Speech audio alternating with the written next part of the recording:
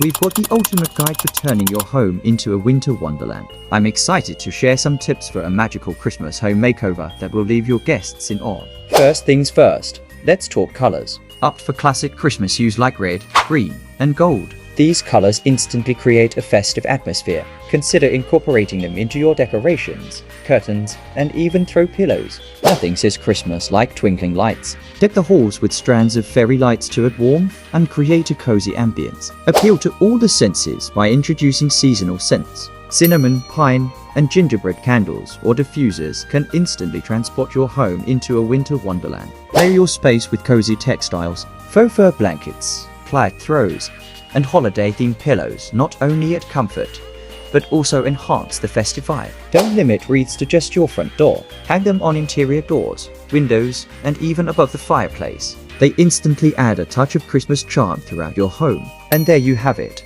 our top tips for a Christmas home makeover. With a bit of creativity and holiday spirit, you can transform your space into a festive haven. If you found these tips helpful, give us a thumbs up, subscribe for more holiday content, and share your own Christmas makeover ideas in the comments below.